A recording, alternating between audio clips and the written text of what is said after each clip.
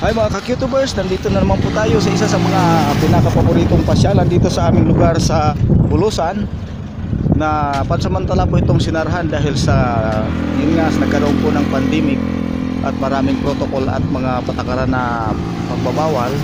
Ngunit ngayon po ay sa tingin ko ay unti-unti na naman muling bubuksan at medyo lumuluwag na naman ang patakaran ng ating pamahalaan dahil nga sa sabi nga yung kailangan din buksan na muli, at kahit pa meron pa rin namang mga protocol at pag-iingat na ginagawa, subalit ngayon po ay unti-unti nang nakikita nating binubuksan, lalo na ngayon ay magaganap na shooting po dito sa Dalampasigan po sa Dangkalan Beach. Dati ko na pong naipakita ang Dangkalan Beach. Ngayon po ay nandito ako ngayon sa main pinakasentro ng dagat ng Dalampasigan. Yung madalas naming puntahan kasi hindi yun ang sentro, dahil alam po naman natin na ang beach ay binubuo ng iba't ibang parte ng dagat. Nais ko pong ipakita po sa inyo ang kagandahan ng Dangkalan Beach dito sa aming bayan ng Bulusan. Ngunit bago po tayo magpatuloy, hayaan nyo po munang magpakilala po na po sa inyo ng aking channel. Maraming salamat. Guys, YouTubers, before I continue viewing you the natural beauty of my town here in Dangkalan Beach in Bulusan, let me first introduce to you my channel. YouTubers, this is Amonjo Forcado Vlogs. Life, environment, music and travel. YouTubers, don't forget to support my YouTube channel. Please don't forget to click the notification bell so that you will always advance my vlogs. Thank you.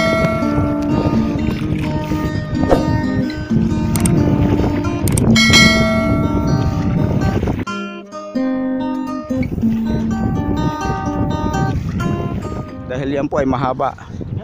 Balit ito pong Dangkalan Beach noong pa man ay dati na ito ang pinakasentro. Meron itong mga cottage.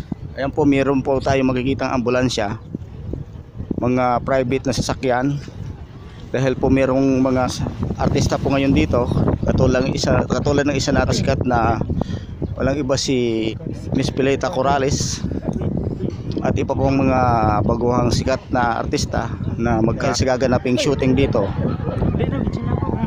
Subalit alam naman natin na kapag shooting po ay meron siyang off limit, hindi pwede lumapit ang mga tao sa mismong pinagsushootingan, at hinihigpitan nga po, at makikita natin sa video na malayo ang mga tao, may off limit, dahil magkakaroon nga po ng occasion shooting dito sa beach, sa Dangkalan Beach. Ayan po, pero unti-unti na rin excited ang mga tao, dahil nga sa gusto nga nilang matyempohan na pagkatapos man lang ng isang shooting sa ngayon na isang eksena ay lumapit yung mga ambulance at paborito nilang artista upang seguridad din makapagpa-picture, at ng mga nagbabantay yung iba naman makapagpapirma ng autograph, kahit sino. yung mga taga-Bulusan na nandito ngayon. Aktor o actress ay dumaan din sa swab test bago muna sumama sa shooting. Dahil bigla rin lang naman akong pumunta dito, medyo late ako sa balita, hindi ko nga alam kung ano ang magiging ang title na gagawing pelikula dito, at yung mga gumanap maliban lang sa ang alam ko lang ay isa dito na itatampok si Miss Pileta Corrales. Yung iba sa pandinig ko mga baguhang aktor, actress, dahil hindi ko gaano pa sila kilala, pero kilala na sila para sa iba na mga manonood. Nga po ay naglalakad kami ngayon sa labas sa kalsada, kung saan na yan ang labas ng Dangkalan Beach. Mga tao ay may mga nagsipasok na sa loob.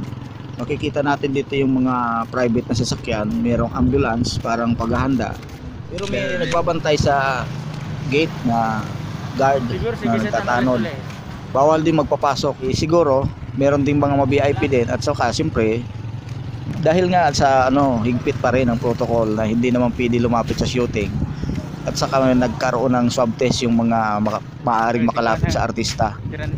Ang nagaganap na shooting na ito ay siguro mga ilang araw na rin na mula ito sa bayan ng Barcelona, karatig bayan ng Bulusan, dito na sa Dangkalan Beach. At habang ang alam ko isusunod nito ay ang kabilang dagat din, beach din, pero doon ay private.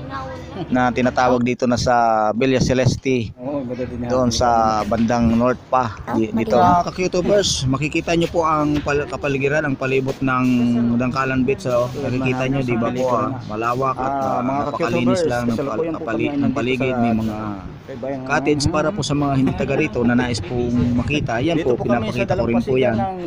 At ganun din po sa mga taga rito talaga, pero wala dito ngayon dahil sila ay nasa abroad, mga OFWs, mga residente na ng ibang bansa, mga taga ibang mga Bolosano na nasa ibang rehiyon ng Pilipinas na namimiss nila ang aming bayan.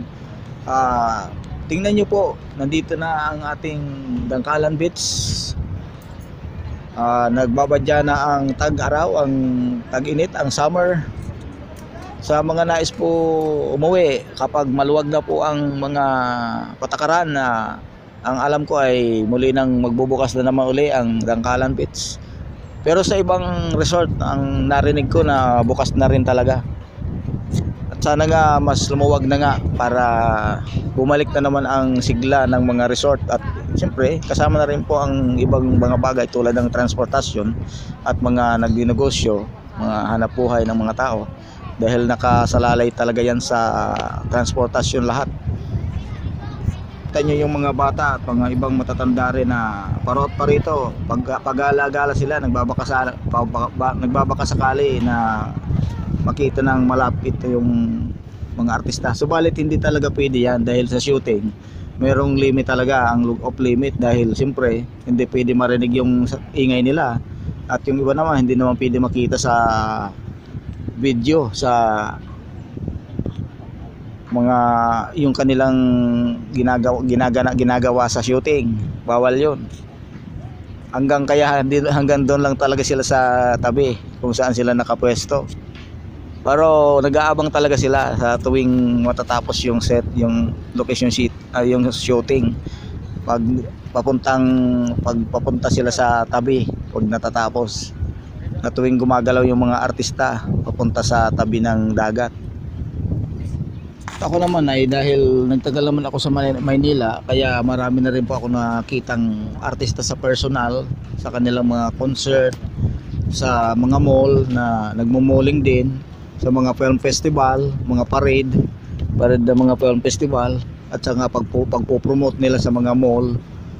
So marami rin akong nakitang artista. Subalit kaya lang po ako pumunta dito para may scope din sana ako ng makakita ng artista na maipakita ko sana sa aking vlog.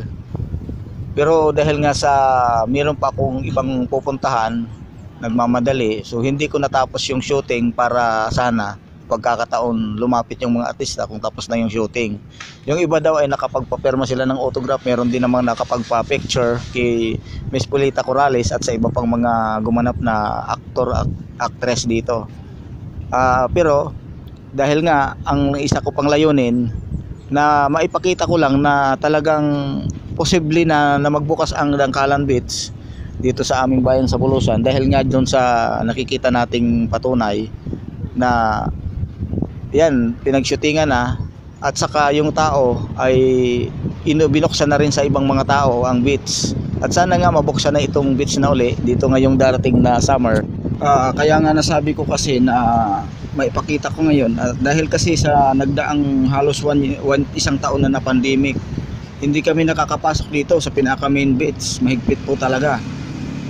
Nakakapasok kami sa ibang parte ng beach, yun ang open, kung saan ang daanan ng mga mangingisda at mga talagang mga lumaking taga Bulusan talaga na otorisadong makalabas-pasok. Maliban dito sa main beach na to na tinatawag, naging mahigpit po dito sa pwesto na to, sa pwestong itong mismo, dahil nga sa mga iniingatan na siyempre sarado pa ang mga resort. Subalit ngayon po nakikita natin mga ka-YouTubers, mga guys, kung ano pong pangalan nyo sa yung mga mga guys, nakita nyo naman po na bukas na. Maraming tao na. Di ko lang alam kung pagkatapos ng shooting ay magpatuloy pa rin ang higpit dito. Pero hinihintay natin na magbukas na, dahil siyempre tinitingnan natin ang sitwasyon sa buong mundo kung talagang magluluwag na talaga, na naririnig ko na magiging normal na daw talaga at magiging allowed na ang pagbiyahe. Siyempre pag allowed na rin yung mga tao, mabawasan yung mga protocol, mapapayagan na rin yung mga pang-transport, yung mga transportasyon na makabiyahe na. At siyempre, posible na rin mag-open na rin yung mga resort at mga negosyo, at yung mga paggalaw ng mga tao ay magiging normal, bagamat mag-iingat pa rin po tayo sa panganib ng mga maibibigay, sa panganib na maidudulot ng luwag na hindi tayo kakasiguro. Kailangan pa rin natin ng pag-iingat, pero kahit pa paano may enjoy na rin natin ang mga ganitong event na sa mga piknikan ngayong darating na summer. At kaya nga po yan na pinapakita ko ang Dangkalan Beach, para nga po makita na ito po ang isa sa mga napakagandang pasyalan dito sa aming bayan, sa Dangkalan Beach, dito sa amin sa Bulusan. At yan po, nakikita niyo po ang mga tao na nag-aabang talaga sa mga artista. Parito naman yung mga bata na nagbabaka sakali na makita yung paborito nilang artista na tinatampok na gumaganap. Sa may banda pong dagat yung shooting na nakikita natin, nandun ang clapper, nandun ang mga gamit, nandun yung mga artista sa gitna. At sa tuwing papunta sila sa tabi, nagtatakbuhan yung mga tao para magbakasakali, subalit may off limit pa. Yung iba, yung mga nagpaabot dito ng hapon at pagkatapos ng shooting, saka lang sila nakapagpa-autograph, at ang iba nakapagpa-picture. Kami hindi na, dahil nagmadali na kami umuwi, hindi na namin na hintay dahil meron pa rin po kasi akong lakad para sa aking kaibigan na pupuntahan na mahalaga din. Kaya di na namin nahintay, sayang nga din at hindi namin naipakita. Subalit kaya nga po ng sinasabi ko, ang mahalaga rin po dito maipakita ko yung Dangkalan Beach na kung sakaling magbukas na ito. At yan po, makikita natin ang kapaligiran kung saan mayroong malinis na kapaligiran at tubig, yung dagat, at napakaganda po. Isa rin po sa magandang pasyalan natin po ngayong darating na bakasyon. At ayan po yun ang nakikita natin sa ngayon. Nakikita po natin na papunta na naman sa tabi yung mga artista, at tiyak na naman na papunta na naman doon yung mga tao. Subalit hanggat hindi po natapos ang shooting, hindi talaga sila makakalapit dahil merong off limit ang mga tao hanggat hindi natatapos yung set nila. Nakikita na lang natin na naiiwan sa may bandang dagat yung maitim na parang kumot na yung ginagamit na pangtakip sa, di ko alam kung anong layunin yan. At saka yung clapper na merong hawak na parang puti na tabla, nandun siguro nandun yung clapper dahil di ko naman alam dahil malaya ako. At saka ibang pang mga crew. Yung artista ay papuntang gitna, papunta ring tabi, siguro mayroong kailangang gawin o kung ano. At pagkatapos babalik na naman. Yung mga tao abang na abang sila. Balit yung iba, yung nakapaghintay, siguro hanggang hapon, yun ang nakalapit. Kasi sa probinsya, siyempre bihira maganap ang mga ganitong pagkakataon na makakita ng personal na artista. Bagamat hindi naman first time maganap ang shooting dito sa bayan namin sa Bulusan, dahil noong pagitan daw ng 50s at 60s nagkaroon na dito ng shooting at international pa. Yung pelikula na ang title ay Virgins of Calatrava Island. Ang lugar na yun na pinag-shootingan mismo ay isang beach din, at hanggang ngayon ang tawag dun sa lugar na yun ay Calatrava Beach, sa beach ng Calatrava. Ang Calatrava ngayon ay isang private na po na pag-aari na tinatawag na talaga na Calatrava, kung saan doon po ginanap ang shooting ng na yun ang title, Virgin of Calatrava Island, na kung saan naging local din na extra artista ang aking mga ibang pinsan, at meron din akong kapatid na dalaga at binata dati nung sila'y bata pa. Ako kasi di ko na naabutan yon, 60s daw. Yun ang title, Virgins of Calatrava. At saka kailan lang din nagkaroon na rin ng shooting dito na ginanap sa ilang beach din at ilog dito, at sa Miligabiga Beach na ginanapan nila Miss Cherry Hill at John Lloyd na kailan lang ginawa. At ngayon na naman nga po, meron na naman yan na sila Miss Pilita Corrales na kasalukuyan nagsushooting din. At bukas nga daw ay doon naman sa lugar na isa ring beach din na privado sa Villa Luisa Celeste Beach. Private din po yan na beach. At ngayon hindi man ako nakapakita ng artista, at least na ipakita ko na may ginanap dito na shooting ng pelikula. Ibig sabihin, baka posible na rin talaga buksan uli ang beach na to sa Dangkalan Beach, lalo na ngayon palapit na ang summer at magiging masigla na naman ang mga resort dito, lalo na kung mabawasan na ang higpit ng patakaran ng protocol.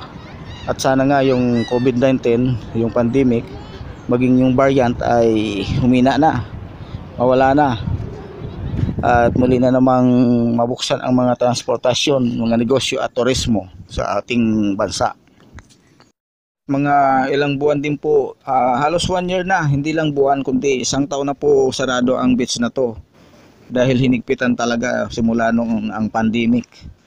Kung kami nakakapasok ng mga taga rito ay hindi dito mismo sa sentro na to ng Dangkalan Beach, kundi doon kami sa ibang parte na kung saan labasan at pasukan ng mga mangingisda at mga taga rito talaga na kami lang ang nakakapasok na taga rito na paminsan-minsan, pero hindi lang kami dumidiretso dito sa main, sa sentro na tinatawag na Dangkalan Beach, na noon pa man ito ang sentro na mayroong mga cottage at mga may konkretong bahay din. Guys, my ka-YouTubers, I'm now again in the seashore of Sitio Baluarte and Barangay Dapdap here in the area called Pangdanan. These palm trees at my back are called Pangdan, where we can see the starting point where Dapdap Miligabiga Boulevard is being started to have a breakthrough as a modern seashore promenade along the beach of Barangay Dapdap going to Miligabiga, which will be a Bulusan counterpart of Manila Baywalk Boulevard. Although of course we don't have Bulusan Bay here, instead we can call this Bulusan Seawalk Boulevard. To those Bulusanan who asked me about to what extent of this starting point of construction, either the location of few non-Catholics burial or memorial stones or concrete here, whether can be affected by this construction. Now I would count my steps walking through this location from here, which you had been asking. I counted my step from memorial stones or cemented or concrete burial place to the base of concrete project. I counted approximately 60 to 100 steps going there. So the burial place for non-Catholics are being saved from this construction. Okay, if I'm not mistaken to what I saw and counted. So never mind. What I like to showcase for my viewers is about the beauty of Bulusan through this beach as one of the nearest tourist destination as the north frontier beauty of Bulusan before entering the town proper or the barangay poblacion of Frontier Barangay Madlaon. You are going to enter barangay, first to Barangay Buhang, Purog, Tabog, and the others in Dangkalan where this beach is located. By the way guys, ka-YouTubers, Bulusan is becoming popular now not only for tourism but also for film location shooting, although this is not the first time to shoot here for film because in the 50s or 60s a film had already been shot here in Bulusan entitled Virgins of Calatrava Island, where some Bulusanon youths had joined as extra actors and actresses like what had just been filmed today or here in this beach, while here in a recent year entitled Heli sa Hiwagang Hapis or Lullaby and Sir Paul Mesri, if I'm not mistaken. And this very recent year, film for televisions or maybe for cinema, once again is being filmed here in Bulusan. Now, as we can see here, this is the Dangkalan Beach, which I always describe as the main beach of Bulusan, as the nearest and most accessible to road beach has, and the frontier tourist attraction of Bulusan before entering the barangay poblacion or the town proper of Bulusan, going to the other resorts, natural tourist spots like Bulusan Lake Natural Park and the other. This beach is also my favorite place for walking and jogging because aside from this is the most proximate place from my home with a walking distance or bicycle, motorcycle or jeepney distance or whatever. I enjoy also Above all, here of course, I the also clean enjoy air, here water, and sandwich are very swimming important for me and to fishing. relax, recreate, and reprise from my daily concern of life. This beach has been closed for almost 1 year now since the pandemic, except for some joggers, walkers, and fishermen by using the other entrance and exit, but not to use the gate of the main Dangkalan Beach entrance. But picnics for mass and other mass gatherings are still not allowed and being discouraged. Anyway, Bulusanon and tourists are hoping and awaiting now for the resorts to be opened now in this coming summer. And for the first time, although not being advertised or invitational, Bulusanon blocked the beach to see the shooting being filmed here at the beach. And some Bulusanon joined the shooting as an extra or actresses, while others waited their favorite actors and actresses for the autograph signatures, signing, and picture taking with their idols. After the shooting, and now the door of the its main door is being closed again. Anyway, we hope for the better this pandemic will be defeated through the cooperation of all, not by politicking and personal gain of vaccine business, but by love of humanity and the respect of life.